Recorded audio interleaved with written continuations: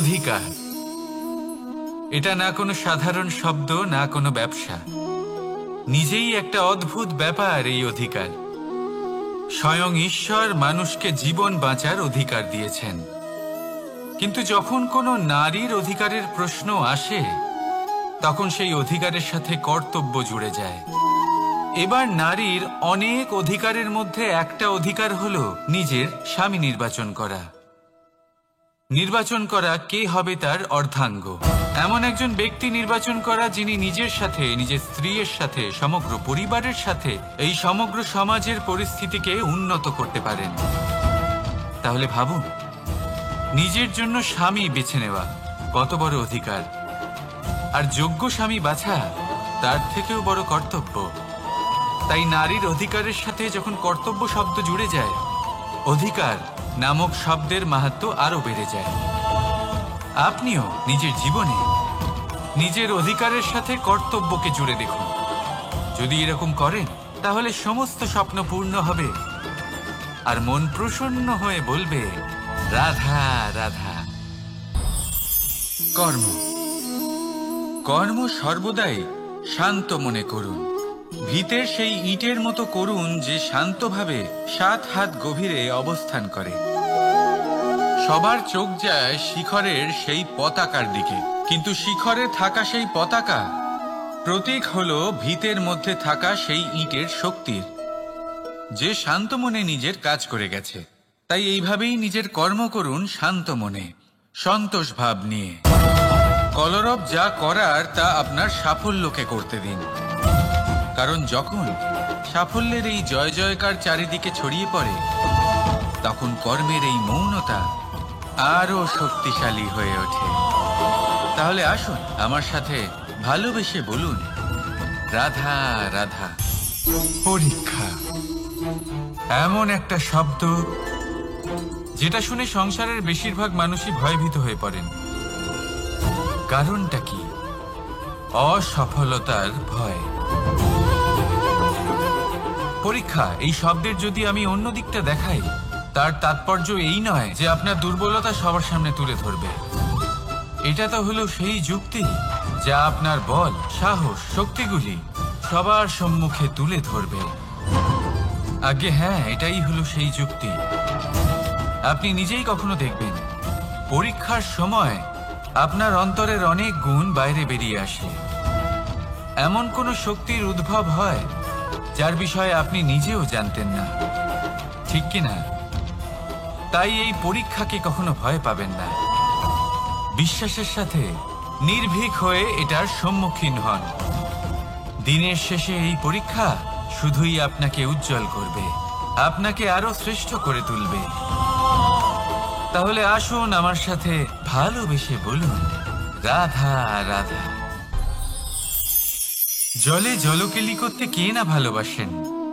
আমাদের মধ্যে প্রত্যেক মানুষ চান কোথাও একটা সরোবরে, কোনো নদীতে, জলের মাঝে জলক্রীড়া করে আনন্দ উপভোগ করতে, তাই তো? এবার বলুন, আমাদের মধ্যে এমন কে কে আছেন যারা সাগরের ঢেউয়ের মধ্যে এক পাড় থেকে অন্য পাড়ে সাঁতার কেটে যাবার সাহস রাখেন? কে আছেন এমন? এবার এই কাজ তো হলো অত্যন্ত কঠিন। আমরা পাড় পছন্দ করি, জলকেলি করতে ভালোবাসি, কিন্তু পাড়ের কাছে, সমুদ্রের ঢেউয়ে নয়। কিন্তু একটা কথা মনে রাখবেন, যেই দিন এই পাড়ের কথা ভুলে গিয়ে আমরা সাগরের ঢেউয়ের সাথে লড়াই করার সাহস রাখব, সেই দিনই সাগরের ঢেউয়ের সাথে লড়াই করার শক্তিও আমরা পেয়ে যাব। পাড় আমাদের অত্যন্ত প্রিয়, আমাদের সুরক্ষিত রাখে, কিন্তু এটা আমাদের দুর্বল করে তোলে। তাই এই পাড়ের মায়া ত্যাগ করুন আর সাগরের ঢেউয়ের সাথে লড়াই করার সংকল্প নিন। নিজের প্রতি বিশ্বাস রাখুন, তারপর দেখুন কি হয়। সফলতার শিখরে আপনার এই জীবন পৌঁছবে, আর ভালোবেসে বলবে, রাধা রাধা।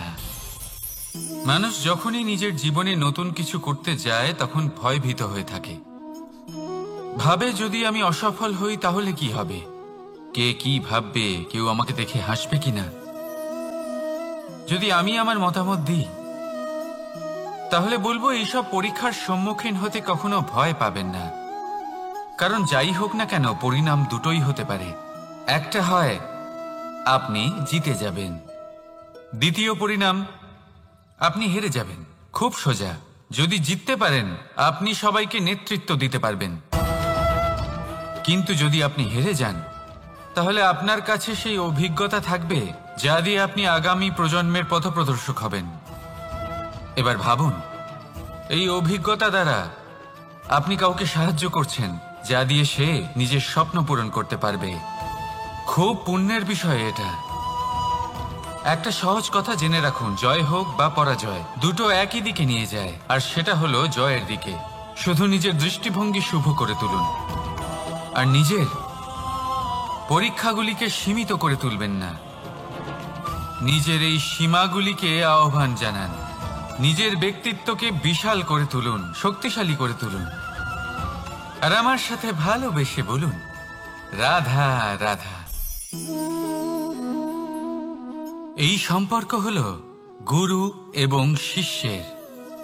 গুরু হলেন ধনুকের সেই প্রত্যঞ্চার মতো যিনি নিজেকে পেছনে রেখে শিষ্যকে তার গন্তব্যের দিকে এগিয়ে দেন, তাকে নিজের লক্ষ্য ভেদ করতে দেন, আর সর্বদাই কঠোর হয়ে থাকেন যাতে শিষ্য কখনোই নিজের লক্ষ্যচ্যুত না হয়।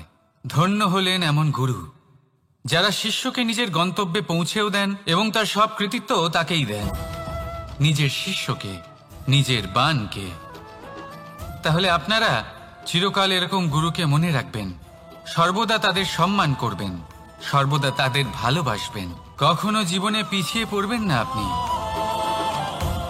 আসুন আমার সাথে ভালোবেসে বলুন, রাধা রাধা। আপনি কখনো আতর মেখেছেন? একটা শ্রেষ্ঠ আতরের গুণ হলো ওকে মাখার পরে অনেক দিন পর্যন্ত তার সুবাস থেকে যায়।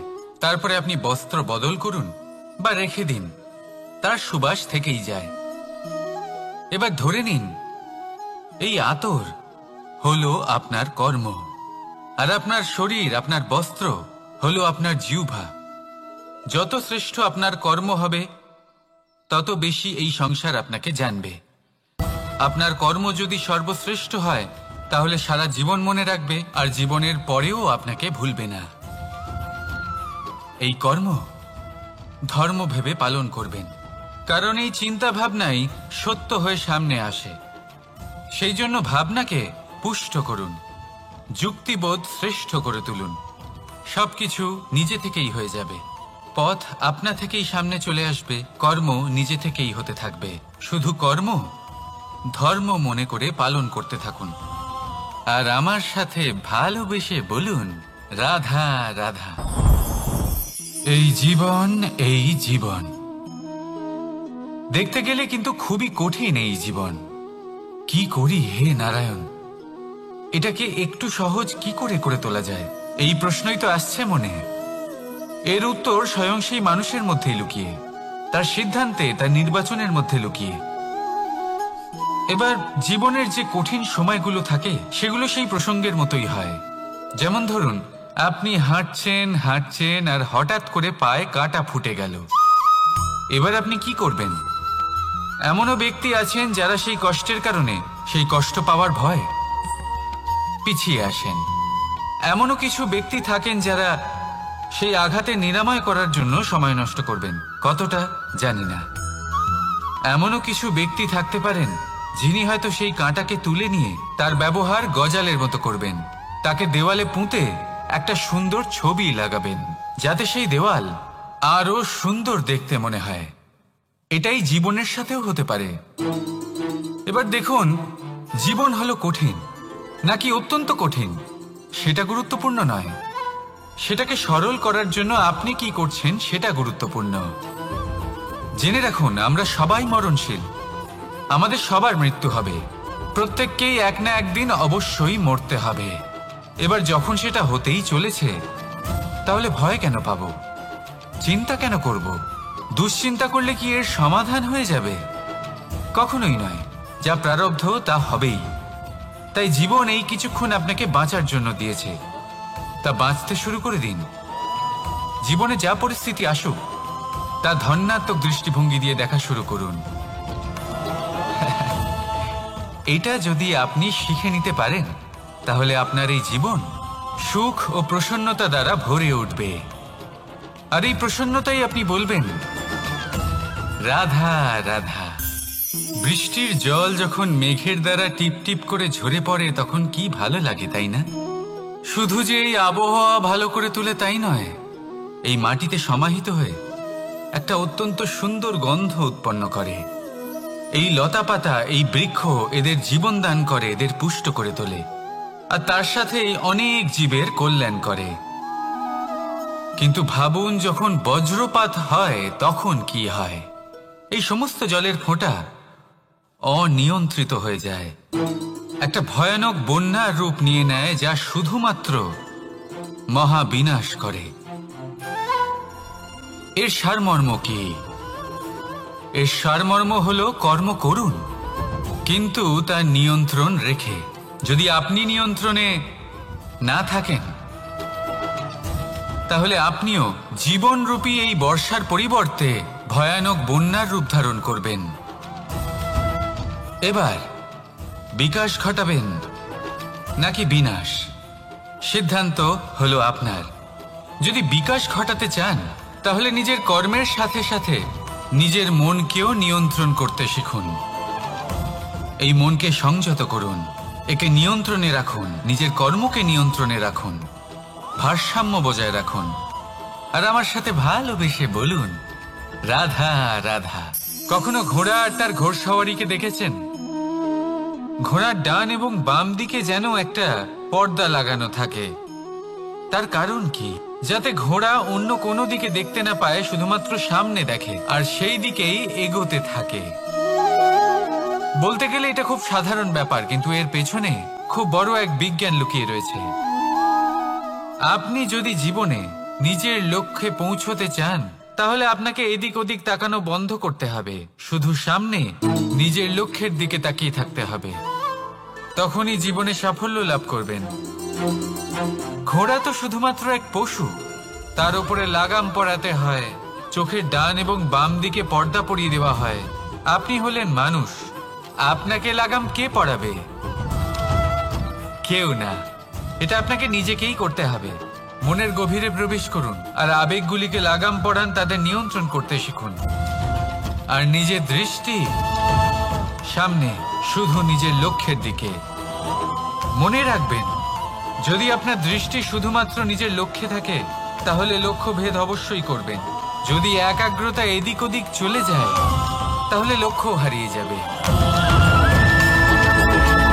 রাধা রাধা।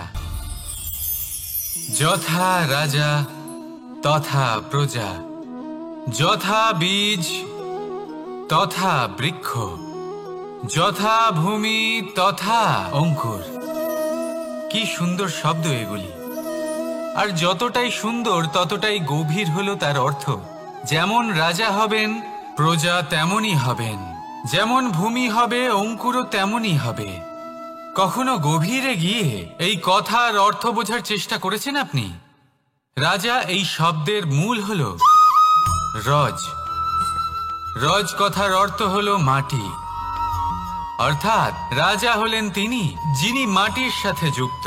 রাজা হলেন তিনি যিনি প্রজাদের সম্মান করবেন, তাদের যত্ন নেবেন, তাদের চোখে জল দেখলেই চিন্তিত হয়ে উঠবেন, তাদের অশ্রু মোছার জন্য সমস্ত সম্ভাব্য চেষ্টা করবেন, তাদের সুখী রাখার জন্য সমস্ত চেষ্টা করবেন। রাজা এরকম হয়। এবার এই সমস্ত গুণ যদি একজন রাজার মধ্যে না থাকে তাহলে প্রজার মধ্যে অসন্তোষ দেখা যায়। আর এই অসন্তোষ বিদ্রোহের রূপ নেয়। আর এই বিদ্রোহ যে কোনো রূপেই হলো বিনাশকারী। তাহলে রাজার উচিত প্রজাদের রক্ষা করা এবং প্রজাদেরও উচিত রাজার প্রতি বিশ্বাস রাখা, তার অনুকরণ করা। এই দুজন যখন এক হবেন তখনই শাসন স্থির হবে, তখনই এই দেশ নিয়ন্ত্রণে থাকবে। যদি দুজনের মধ্যে কোনো একজন নিয়ন্ত্রণ হারান তখন মহা বিনাশ অবশ্যই হবে। তাহলে রাজা নিজের কর্ম করবেন আর প্রজা নিজের ধর্ম পালন করবেন। আর আমার সাথে ভালোবেসে বলবেন, রাধা রাধা। এই বৃক্ষ দেখতে পাচ্ছেন? বটবৃক্ষ। এই সংসারের সব থেকে বড় বৃক্ষের মধ্যে অন্যতম। কি না করে এই বৃক্ষ, অনেক বছর ধরে বেঁচে থাকে এই বৃক্ষ। এই বৃক্ষ সর্বদাই বাড়তে থাকে। কত পশু পাখিদের এই বৃক্ষ আশ্রয় প্রদান করে।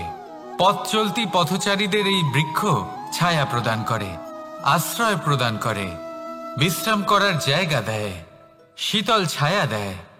বটবৃক্ষ সংসারের সব থেকে বড় বৃক্ষদের মধ্যে একটা বৃক্ষ।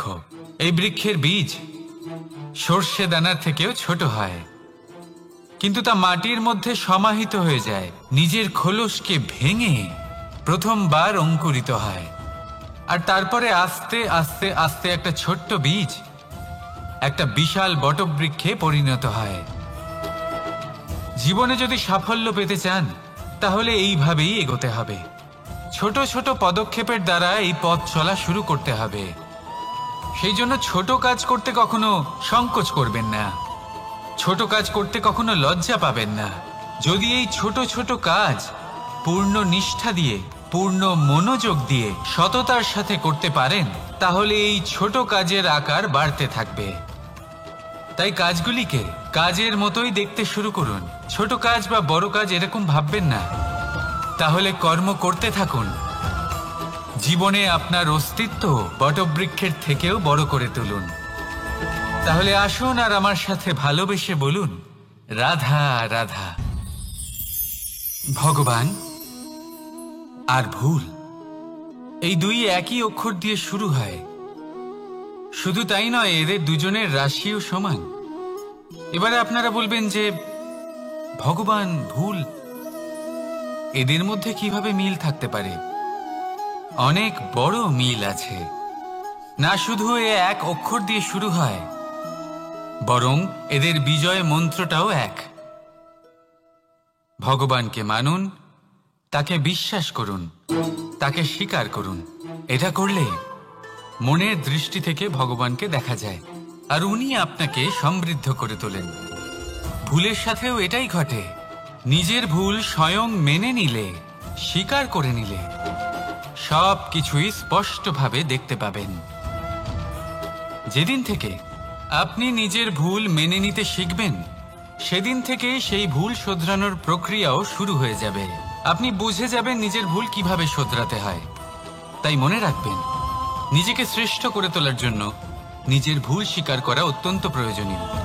এই জীবনে শান্তি আনার জন্য ঈশ্বরকে মেনে নেওয়াও অত্যন্ত প্রয়োজনীয়। সবসময় নিজের গুণ এবং নিজের দোষ মনে রাখবেন। আজীবন সুখী থাকবেন। রাধা রাধা। আমরা সবসময় চাই যে এই সংসার আমাদের জ্ঞানী বলবে, বুদ্ধিমান বলবে, বুঝদার বলবে, কিন্তু মূর্খ, মূর্খ যেন কেউ না বলে। মূর্খ শব্দটা আমরা কেউ শুনতে চাই না, দূরে পালাতে থাকি। কিন্তু একটা সত্যি সবার কাছে অজানা, যে মূর্খ হওয়া হলো বুদ্ধিমান হওয়ার দিকে সর্বপ্রথম পদক্ষেপ। আপনি যত খুশি দিগ্গজ জ্ঞানী মানুষদের সাথে আলাপ করুন, যত ইচ্ছে কথা বলুন, যতই জ্ঞানের কথা আলোচনা করুন, অভিজ্ঞতা মূর্খ হবার পরেই পাওয়া যায়, তাই নয় কি?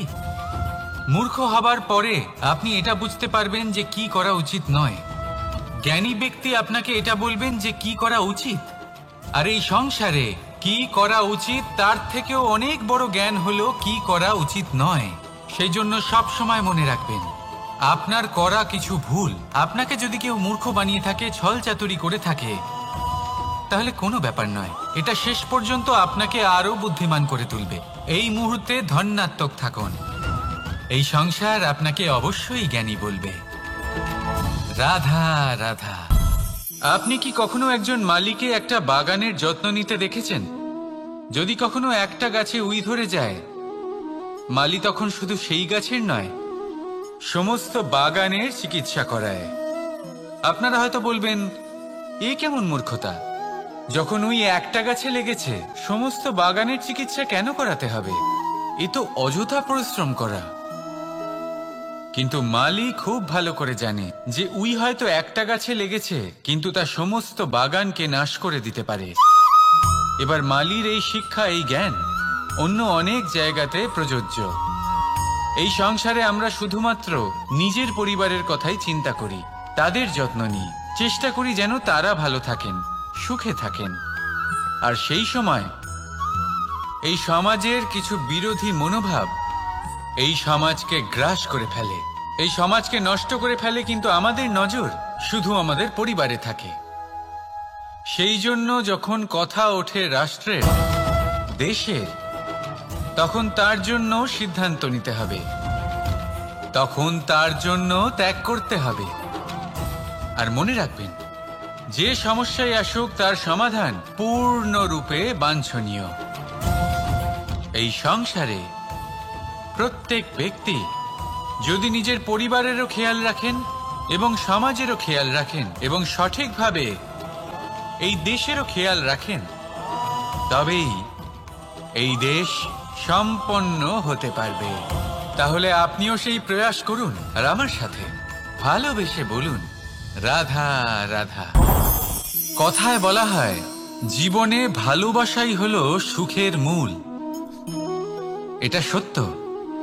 এবার প্রশ্ন হলো এটাই যে এই ভালোবাসা কার সাথে করা উচিত। যদি আপনি কিছুক্ষণের জন্য সুখ পেতে চান, তাহলে ভালোবাসুন নিজের রুচি মতো। যদি আপনি কিছুদিনের জন্য সুখ পেতে চান, ভালোবাসুন নিজের বন্ধুদের। যদি আপনি কয়েক মাসের জন্য, কয়েক বছর বা অনেক বছরের জন্য সুখী হতে চান, তাহলে ভালোবাসুন নিজের পরিবারকে, মাতা পিতা, নিজের সন্তান, স্বামী স্ত্রী, নিজের আত্মীয়দের। কিন্তু যদি আপনি চিরকালের জন্য সুখী হতে চান, তাহলে ভালোবাসতে হবে শুধু নিজের কর্মগুলিকে। কারণ সম্পর্ক যেমনই হোক না কেন, কখনো না কখনো ভেঙে যাবেই। এই সংসার হলো এমনই যে যাদের সঙ্গ আমরা পাই, তাদের সঙ্গ একদিন ত্যাগ করতে হয়। শুধু কর্মই হলো এমন এক সঙ্গ যা কখনো আপনাকে ত্যাগ করবে না। আপনার মৃত্যুর পরেও এই কর্ম আপনাকে বাঁচিয়ে রাখবে। তাই সবসময় মনে রাখবেন, এই কর্ম ধর্ম মনে করে পালন করা উচিত। জীবনের শেষ মুহূর্ত পর্যন্ত কর্মকে ভালোবাসুন, জীবনের শেষ মুহূর্ত পর্যন্ত সুখে থাকবেন। আর আমি তো সবসময় বলি, শুধু কর্ম করতে থাকো, ফলের চিন্তা করো না। তাহলে আসুন আর আমার সাথে ভালোবেসে বলুন, রাধা রাধা। ফলটা দেখছেন আপনি? এটা সেই ফল যেটা গাছের সবচেয়ে উঁচু ডালে পাওয়া যায়, কিন্তু যখন এটা খসে পড়ে তখন এটা আকাশের দিকে যায় না যা ওপরে আছে, সে যায় সেই ভূমির দিকে যে নিচ থেকে তার দিকে তাকিয়ে থাকে। কেন? কারণ এই ফলের নিজের উচ্চতার ধারণা মাটির থেকে নিজের দূরত্ব দেখে হয়। এই ব্যাপারটাই আমাদের মানুষের জন্যও খাটে। যদি আপনি সম্পন্ন হন, তাহলে তাদের সাহায্য অবশ্যই করবেন যাদের সামর্থ্য আপনার থেকে কম, যাদের সাহায্যের অত্যন্ত প্রয়োজন। আপনার সামর্থ্য বেশি কারণ তাদের আপনার থেকে সামর্থ্য কম।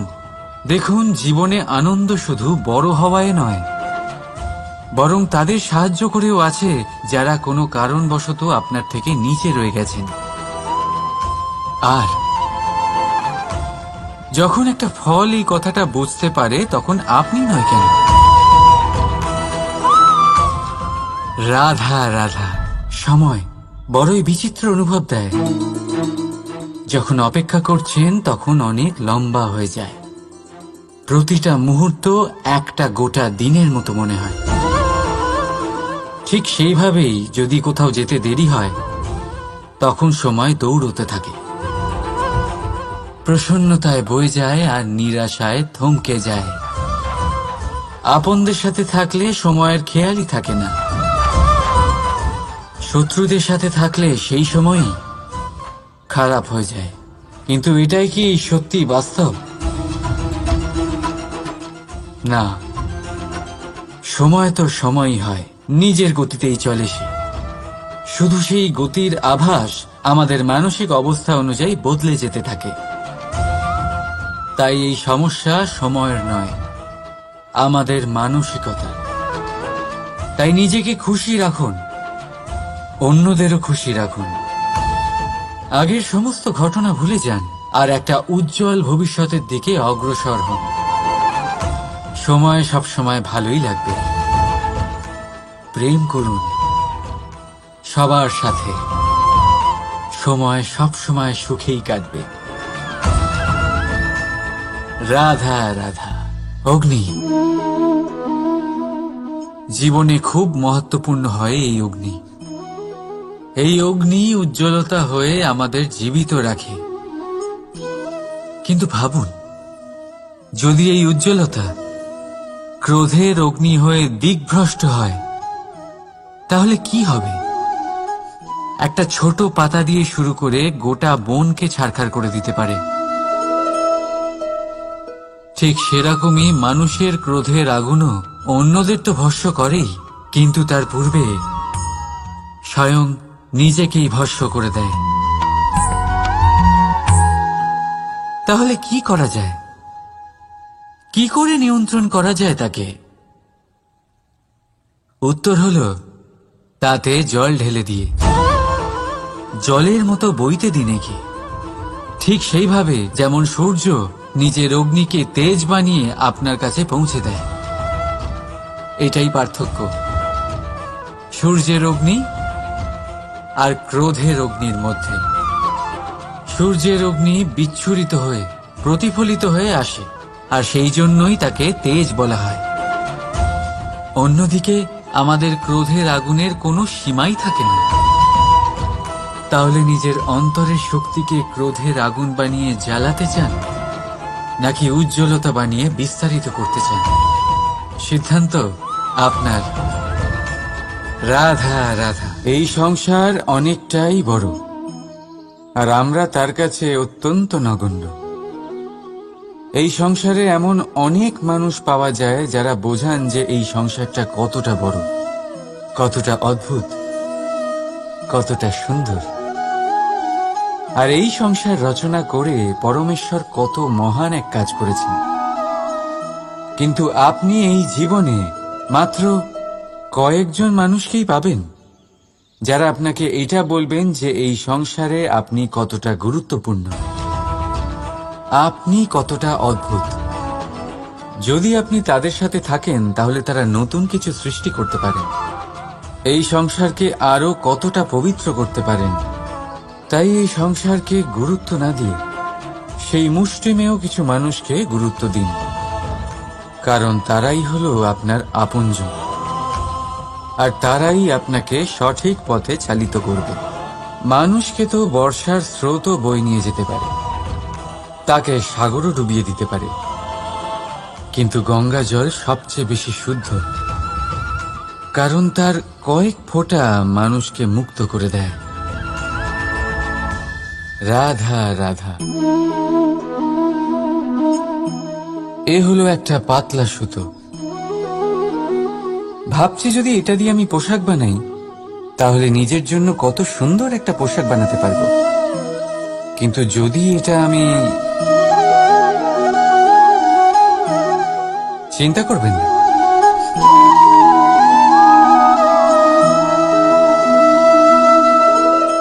দেখুন এই সুতো জোড়া লেগে গেল।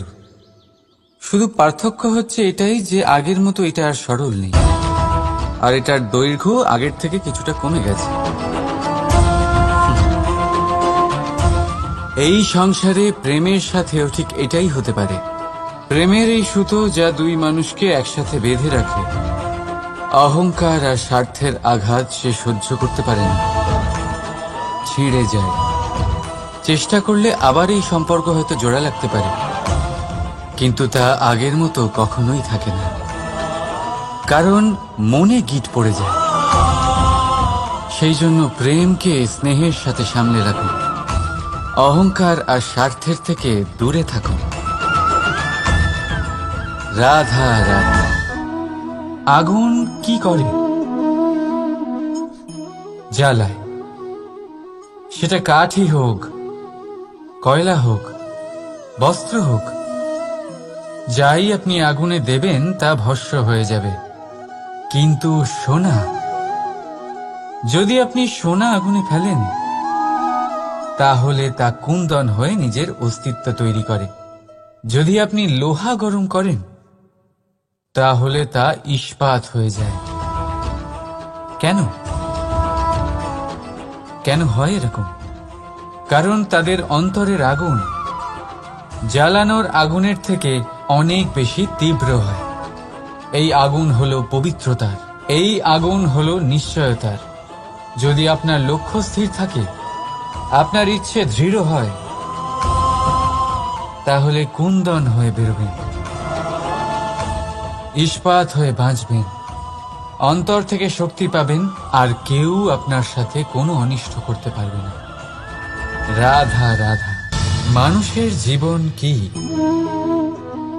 আপনি বলতে পারেন জন্ম আর মৃত্যুর মধ্যেকার সময়। আর মৃত্যু কখন হয়? যখন মানুষ শ্বাস নেওয়া বন্ধ করে দেয়, হাত পা নাড়ানো বন্ধ করে দেয়, ভাবা ছেড়ে দেয়।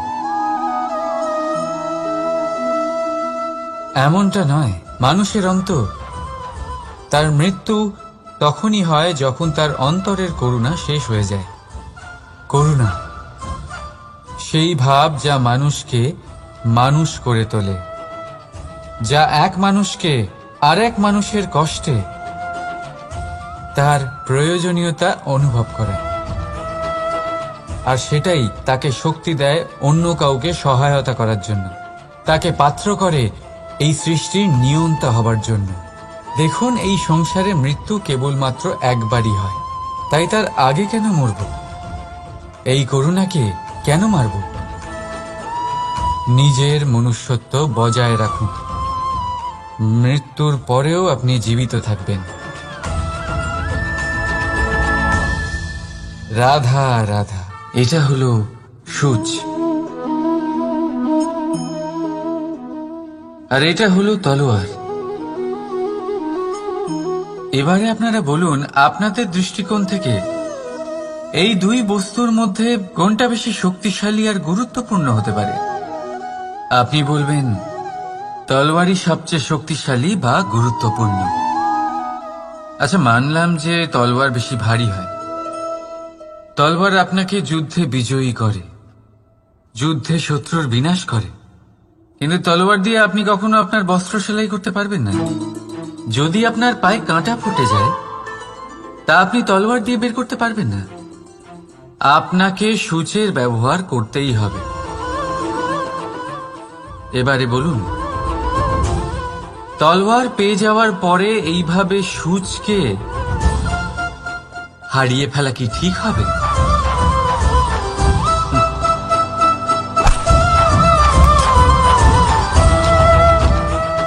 ঠিক সেইভাবেই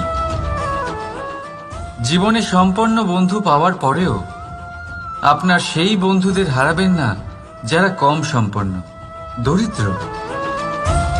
কারণ তারা আপনার সাথে তখন ছিলেন যখন আপনি কিছুই ছিলেন না, আর জীবনে দরকার পড়লে তারাই আপনার কাজে আসবে, সম্পন্ন বন্ধু নয়। তাই যাকে ভালোবেসেছেন তার সাথে বন্ধুত্ব পালন করুন। চিত্ত আনন্দে জেগে উঠবে।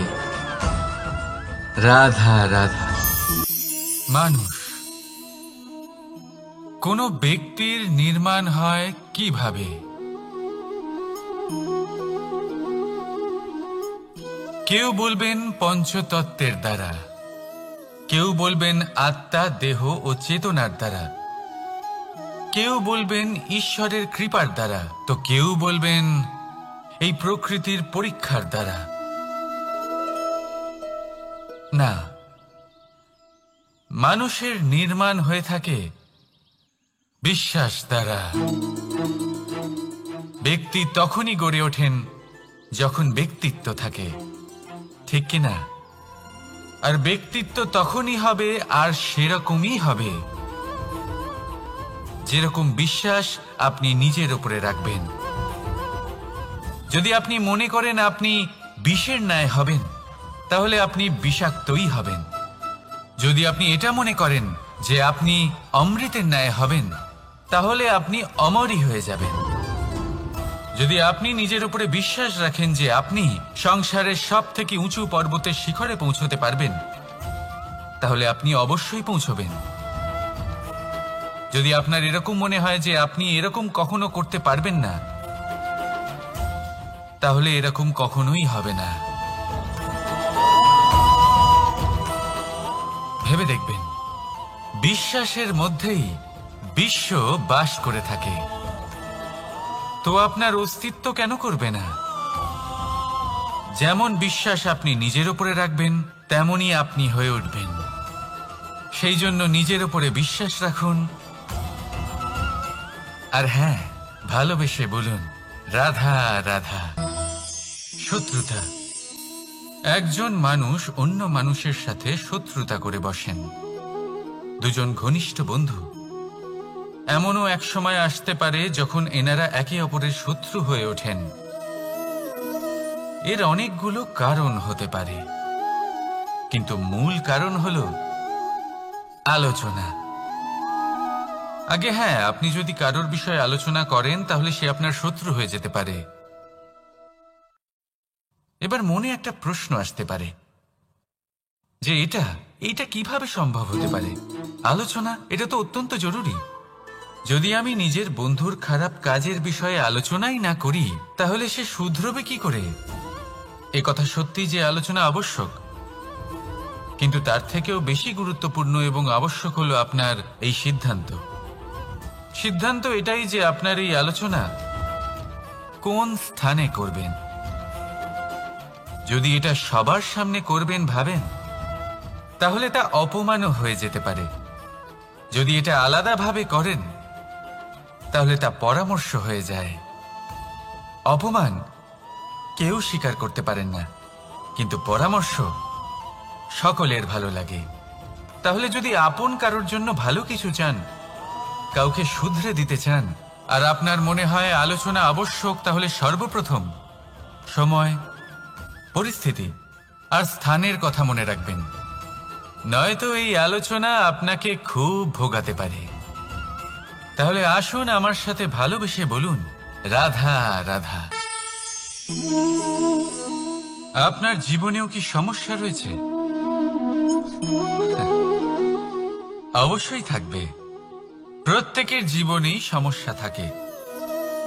প্রত্যেক মানুষ জিজ্ঞাসাও করেন যে এই সমস্যা আসলে কি আর কেন আসে জীবনে। আপনাকে একটা কথা বলে দিই যে সমস্যা আসলে সেটা নয় যা আপনার পথে বাধা সৃষ্টি করে, বরং সমস্যা হলো সেটাই যেটা আপনি তখন দেখতে পান যখন আপনার একাগ্রতা আপনার পথ থেকে, আপনার লক্ষ্য থেকে সরে যেতে থাকে। আর এই সমস্যাগুলি দূর করার জন্য, এর সমাধান করার জন্য একটাই পথ আছে। নিজের সমস্ত ভাবনা আরো একবার একাগ্র করুন নিজের পথের দিকে, নিজের লক্ষ্যের দিকে। আপনার সমস্ত ভাবনা যদি কেন্দ্রীভূত হয় নিজের লক্ষ্যে, তাহলে এই সমস্যা দূরে থাকবে। যদি এরকম না হয়, যদি আপনার মন একটু অন্যদিকে চলে যায়, তাহলে এই সমস্ত সমস্যা আবার সামনে চলে আসে আর বাড়তেও থাকে। দেখুন, যেখানে আপনার লক্ষ্য রয়েছে, বাণ যদি সেখানেই চালাতে হয়, তাহলে দৃষ্টি তো সেদিকেই রাখতে হবে। তবেই তো আপনি সেই লক্ষ্য ভেদ করতে পারবেন। সেই জন্য মনে রাখবেন, সর্বদা লক্ষ্য রাখবেন নিজের পথে, সেই পথেই সামনে এগোতে থাকুন নিজের লক্ষ্যের দিকে। আপনি যত সামনে এগোতে থাকবেন, এই সমস্যা তত পিছিয়ে যাবে।